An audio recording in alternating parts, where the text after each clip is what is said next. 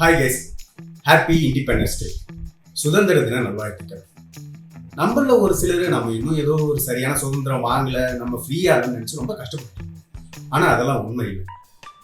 நினைச்ச இடத்துல ஒண்ணு கிடைக்கலாம், பக்கத்து தெருவில் குப்பையை போடலாம், சிக்னல்ல நிக்காம போகலாம், ரயிலை கேட்டு கடிக்க பூந்து போகலாம். என்ன சுதந்திரம் இல்ல? சுதந்திரத்தை பத்தி பேச ஆரம்பிச்சிட்டாலே நம்ம முன்னோர்களை பத்தி அவசியம் பேசியாகும். ஏதோ 60-70 வருஷத்துக்கு முன்னாடி வெள்ளக்காரன் கூட சண்டை போட்டு போராடி நமக்கு சுதந்திரம் வாங்கி கொடுத்தாங்களே, அவங்கள பத்தி சொல்லல. அதாவது காந்தி அகிம்சை வழியில போராடினாரு, சுபாஷ் சந்திர போஸ் ஆயுத வழியில போராடினாரு. இதெல்லாம் நமக்கு தேவையே இல்லை. பிடிஎஸ்ல அடுத்து என்ன சாங் ரிலீஸ் ஆகுதோ அதுதான் நமக்கு தேவை. உடனே பிடிஎஸ் தேவை போயிடாதீங்க.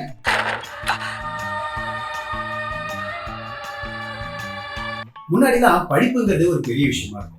அதை மாத்தணுங்கிறதுக்காக தான் ஒரு 25 வருஷத்துக்கு முன்னாடி இருந்த அந்த ஜெனரேஷன் அவங்க அப்பா அம்மாவை தனி வீட்டுல தங்க விட்டாங்க சுதந்திரமா. இவங்க ஒரு தனி வீட்டுல இருந்தாங்க சுதந்திரமா. வீட்டுல இருந்த குழந்தைய 3.5 வயசுலதான் எடுத்துட்டு போய் ஸ்கூல்ல சேர்த்தாங்க சுதந்திரமா.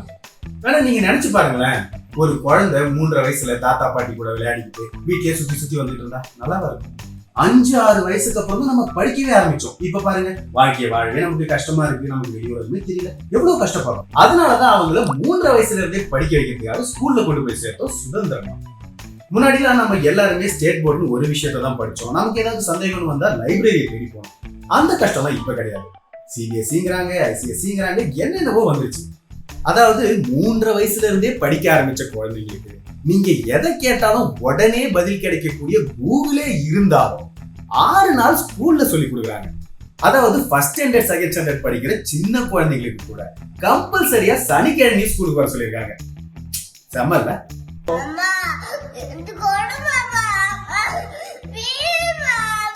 வாழ்க்கையிலேயே ரொம்ப முக்கியம்னு நம்ம சொல்லிக்கிட்டு இருக்க அந்த இளமை பருவத்துல, அதாவது டீனேஜ்ல பசங்க அப்பா அம்மா கூட இருந்தாலோ இல்ல சமுதாயத்தை பத்தி கத்துக்கிட்டாலோ கெட்டு போயிடுவாங்கிற ஒரே காரணத்துக்காக 10th 12th பசங்களுக்கு ஸ்பெஷல் கிளாஸ்ங்கிற பேர்ல 7-8 மணி வரைக்கும் ஸ்கூல்லயே சொல்லி கொடுக்குறாங்க. அவங்கள சேஃபா ஸ்கூல்ல விட்டு நம்ம சுதந்திரமா இருக்கலாம். இது என்ன பிரமாதம்? இதை விட பெசலைட் ஒண்ணு இருக்கு. இதெல்லாம் விட முக்கியமா 11th ஸ்டாண்டர்டையே பப்ளிக் எக்ஸாமா கன்வெர்ட் பண்ணி சண்டேலையும் ஸ்கூலுக்கு வர சொல்லி கொடுக்குறாங்க. இது எவ்வளவு பெரிய விஷயம். நம்மளாம் இதுக்காக பெருமைப்படணும். இன்னும் 5 வருஷத்துக்குள்ள குருகுல மெத்தெல்லாம் கொண்டு வரதுக்காக பேச்சுவார்த்தை போயிட்டு இருக்கு. கொஞ்சம் வெயிட் பண்ணுங்க, நடந்துரும். ஆனா ஃபீஸ் நம்ம தான் கட்டணும். என்னடா ரொம்ப பயமுறுத்துறீங்க? கடந்த 10-15 வருஷமா பசங்களை இந்த அளவுக்கு படிக்க வச்சுதான் மிகப்பெரிய மாற்றங்களை உருவாக்கி இருக்காங்க. நீங்க தனி மனித வாழ்க்கையில முன்னேற்றங்கள்லாம் ஃபீல் பண்ணக்கூடாது. ஒட்டுமொத்த இந்தியாவா யோசிக்கணும். எத்தனை சேட்டலைட்டை விட்டுருக்கோம், உலகத்திலேயே பெரிய சைஸ்ல பட்டேல் சருக்கு செலவு வச்சிருக்கோம், ஒலிம்பிக்ல 6 பதக்கம் ஜெயிச்சிருக்கோம். அதெல்லாம் ரொம்ப கம்மி ஃபீல் பண்ணாதீங்க. யாரையும் யார் கூடயும் கம்பேர் பண்ணக்கூடாது. நீங்க தான் சொல்றீங்க. நீங்க ஏன் நம்ம நாட்டை மத்தவங்க கூட கம்பேர் பண்றீங்க? நம்ம நாட்டோட ஹிஸ்டரியை மட்டும் பாருங்க. போன ஒலிம்பிக்ல 7 அடிச்சோம், அதுக்கும் முன்னாடி ஒலிம்பிக்ல 6 அடிச்சோம், இப்போ 6 அடிச்சிருக்கோம். அவ்வளவுதானே போயிட்டு இருக்கோம். நம்ம சுதந்திரமா தானே இருந்துட்டு இருக்கோம். அவ்வளவு ஏன் இப்ப நீங்க இந்த வீடியோ பார்த்துட்டு இருக்க உங்க செல்போன் கூட ஏதோ ஒரு ஆடம்பர பொருள் தேவைப்பட்டா வாங்கிக்கலாம், வசதி எப்பவும் வாங்கிக்கலாம் அப்படி நினைச்சுன்னா நீங்க சும்மா இருக்கக்கூடாது. நீங்க எல்லாருமே அவசியம் ஆளுக்கு ஒரு செல்போன் வச்சிருக்கணுங்கிறதா அரசாங்கமே மறைமுகமா சொல்றாங்க. ஒரு ஓட்டர் ஐடியில கரெக்ஷன் பண்ணணும், ஆதார் கார்டு வாங்கணும், ரேஷன் கார்டு வாங்கணும், எதுவா இருந்தாலும் உங்க செல்போனுக்கு ஒரு ஓடிபி வரும். அப்பதான் நீங்க அதை செய்ய முடியும். இப்ப இந்த மொபைல் போன் ஆபரேட்டர்ஸோட ரீசார்ஜ் பிளான்ஸ் எல்லாம் விலை ஏத்திட்டாங்கன்னு நம்ம பேசிட்டு இருக்கோம். இதேதான் வெங்காயம் தக்காளி ஏறினப்போ நம்ம பேசணும். ஆனா என்ன பண்ணோம்? ஒண்ணு அதிக விலை கொடுத்து வாங்கணும், இல்லைன்னா சிக்கனத்துக்கு பழகிட்டோம். இப்ப அதேதான் நம்ம இதுக்கும் செஞ்சாகணும். ஏன்னா அந்த வெங்காயம் தக்காளி இல்லாம கூட நம்மளால சமைச்சு சாப்பிட முடியும். இன்டர்நெட் இல்லாம கொடுத்துடலாம், அவங்க கேட்கிற பணத்தை கொடுத்துடலாம். நான் ஒரு ட்ரிம்மர் வாங்கணும்னு ஆசைப்பட்டேன், பட்ஜெட் அதிகமா இருக்குன்னு வந்துட்டேன். ஆனா நீங்க அதை மறந்துட்டீங்க. நாங்க உங்களுக்கு ஞாபகப்படுத்துறோம்னு நான் ஃபேஸ்புக் போன ஆடு, வாட்ஸ்அப் போன ஆடு, எங்க போனாலும் அதே ஆடு தான் திரும்ப திரும்ப வந்துகிட்டே இருக்கு. நான் மறந்துடுவேன்ல, எனக்கு ஹெல்ப் பண்றாங்க. நான் என்ன மாதிரியான ஆடை பார்க்கணும், எந்த பொருளை வாங்கணும் போது கொண்டு அவங்களே எனக்கு கொடுத்துட்றாங்க. நம்ம ஏதோ ஒரு சின்ன கட்டத்துக்குள்ள அடைஞ்சிருக்கோம், நம்ம தான் தப்பா புரிஞ்சுட்டு இருக்கோம். ஆக்சுவலா இது சுதந்திரம்.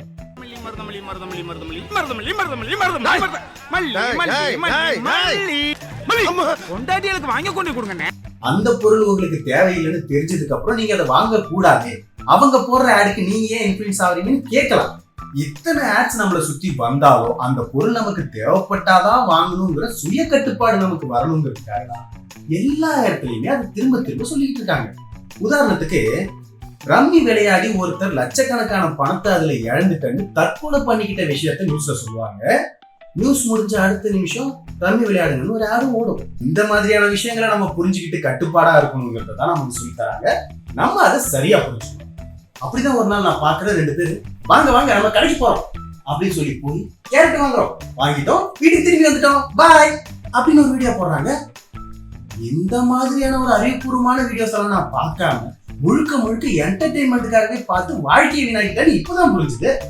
இதெல்லாம் எதுக்கு நான் சொல்றேன்னா, காலகாலமா நம்ம எதை பார்த்து வளர்ந்துருக்கோம், மக்களுக்கு என்ன வேணுமோ அதை பத்தி பேசாம அரசியல் கட்சிகள்ல அவரு இவரு திட்டுவாரு, இவரு அவரு திட்டுவாரு. இப்ப அதையே தான் நம்ம செல்போனை திறந்தாலும் இந்த சேனல் அவங்க திட்டுவாங்க, அந்த சேனல் இவங்களை திட்டுவாங்க. இது எல்லாத்தையும் பார்த்துட்டு நம்ம எவ்வளவு சுதந்திரமா இருக்கோம்.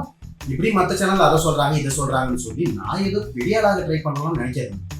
ஏன்னா அது ஒரு ட்ரெண்ட் போயிட்டு தான் இருக்கு. நான் செய்யணும்னு நினைச்சா எப்போ செய்யலாம். இப்ப சாம்பிள் பாக்குறீங்களா, பிலிம் ரோல் இருக்காரு, அவர் அந்த படத்துல அந்த கேரக்டர் அப்படி சொல்லிட்டாரு. மூவி மெட்டீரியல்ஸ் இருக்காரு, அவர் இந்த படத்துல இந்த கேரக்டர் இப்படி சொல்லிட்டாரு. இவர் பண்ணது தப்பு, அவர் பண்ணது தப்பு. இந்த மாதிரி தப்பான விஷயங்களா அவங்க சொல்லிக்கிட்டு இருக்காங்க. அதை தடுத்து நிறுத்தணும். அந்த சுதந்திரம் எனக்கு இருக்கு, அதை தான் நான் பண்ணிட்டு இருக்கேன். இப்படி எல்லா சுதந்திரமும் நமக்கு இருக்கிறதுனாலதான் லட்சாதிபதி ஆகணும்னா சாமி போட்டோவை 100 பேருக்கு ஷேர் பண்றோம். காரை ஜெயிக்கணும்னா இந்த லிங்கை கிளிக் பண்ணுங்கன்னு 1000 பேருக்கு ஷேர் பண்றோம். உண்மையான இந்தியனா இருந்தா இந்த வீடியோவை ட்ரெண்ட் ஆக்குங்கன்னு சொல்லுவோம். இப்படி இதுதான் நடக்குது, இதுதான் உண்மைன்னு நம்ம நம்பிக்கிட்டு இருக்க எல்லா விஷயங்களும் இந்த சின்ன கட்டத்துக்குள்ள. இதை தாண்டி வெளியில ஏதோ மிச்சம் இது செதறது பாருங்க நம்ம வாழ்க்கை. அது நமக்கு தேவையே இல்லை. நம்ம எல்லாரும் சுதந்திரமா தான் இருக்கோம். Happy independence day. உலகமே நம்ம கைக்குள்ளதான் இருக்கு. நம்ம சுதந்திரமா இருக்கோம்னு நம்ப வச்சு நம்ம கைகளை கட்டி போட்டுதான் வச்சிருக்காங்க.